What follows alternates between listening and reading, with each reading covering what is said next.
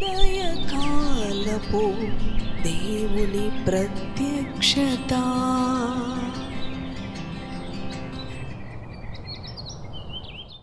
Praise the lord. హల్లెలూయా.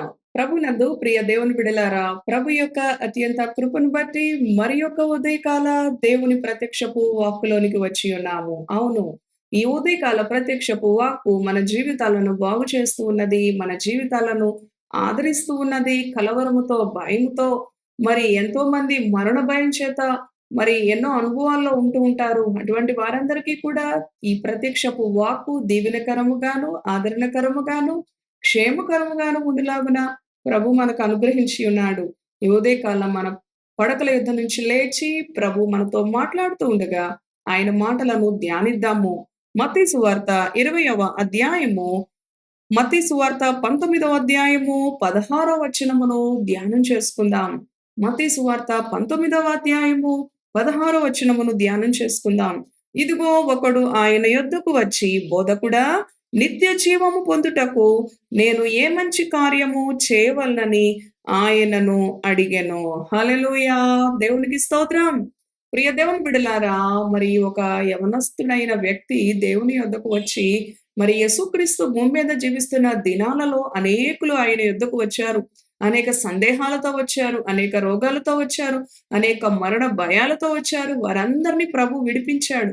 వారందరి యొక్క అనుమానాలను, సందేహాలను ఆయన తీర్చివేశాడు. ప్రియ దేవుని బిడ్డలారా, అలానే ఈ భక్తుడు కూడా, మరి ఈ యొక్క యవనస్తుడు కూడా దేవుని దగ్గరకు వచ్చి అంటూ ఉన్నాడు, బోధకుడా, నేను నిత్య జీవమునకు వారసుడుని కావాలి అనంటే, నేను నిత్య జీవానికి, పరలోక రాజ్యానికి చేరాలంటే నేను ఏమి చేయాలి, ఏ మంచి కార్యం చేయాలి అని చెప్పినప్పుడు ప్రభు అంటూ ఉంటాడు ఈ క్రింది వచనాల్లో, మనందరికీ తెలిసిన అనుభవమే, మరి నా ఆజ్ఞలను గైకొను, నా ఆజ్ఞలను అనుసరించు. అవును, మన ప్రభు ఇచ్చిన ఆజ్ఞలు, దొంగిలించవద్దు, వ్యభిచరించవద్దు, నరహత్య చేయవద్దు, నీ పొరుగువానిది ఆశపడవద్దు, ఏది అయినప్పటికీ కూడా నీ పూర్ణ హృదయంతో నీ ప్రభువుని ఆరాధించు, నిన్ను వలె నీ పొరుగు వారిని ప్రేమించు అని ఈ ఆజ్ఞలన్నీ ప్రభు చెప్పినప్పుడు వాడంటాడు, నేను వీటన్నిటినీ కూడా నా బాల్యము నుంచే అనుసరిస్తున్నాను అంటూ ఉన్నాడు. ప్రియ దేవుని బిడ్డలారా, అటువంటి అనుభవంలో ఇంకా ఏం చేయాలి, ఇంకా నేనేం చేయాలి, నిత్య జీవానికి వారసుని కావాలి అంటే అని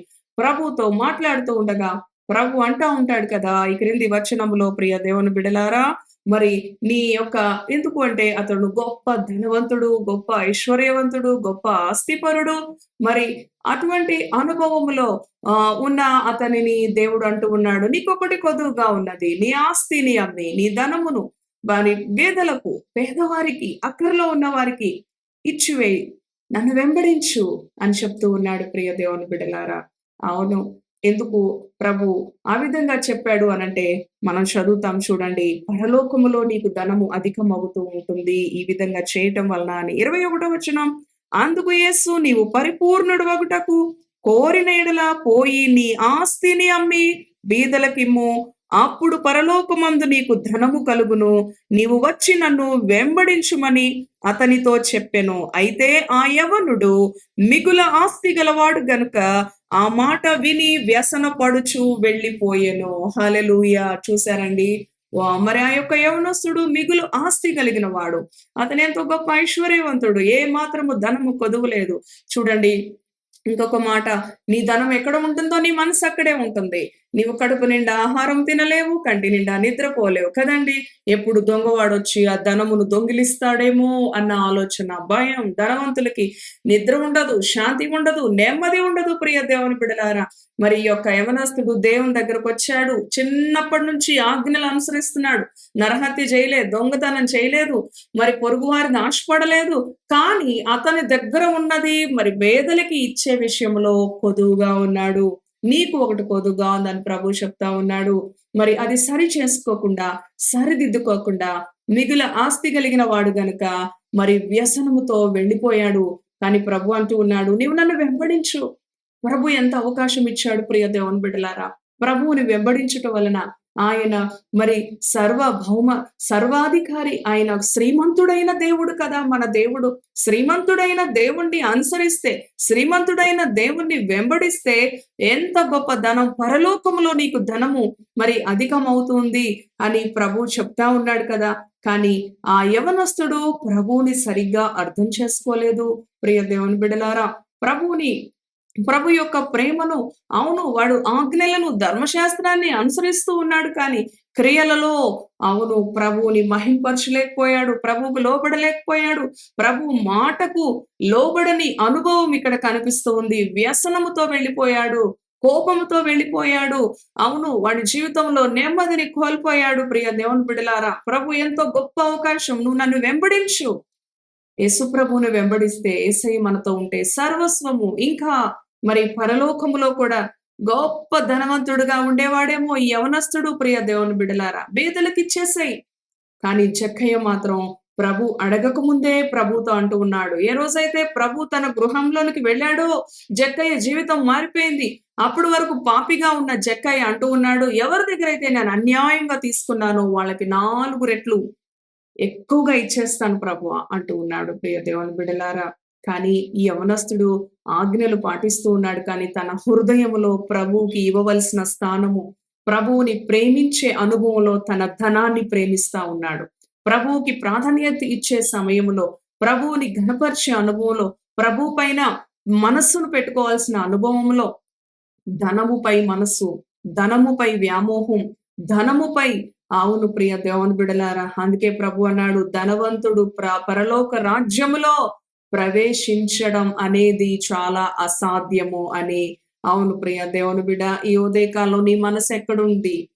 మరి దేవుని పైన ఉన్నదా, లేక నీకు కలిగిన ఆస్తుల పైన, నీకు కలిగిన బంగారం పైన, నీకు కలిగిన అవును సమృద్ధి పైన ఉన్నదా, లేక వాటన్నిటిని ఇచ్చిన యేసయ్య పైన నీ మనస్సు ఉన్నదా?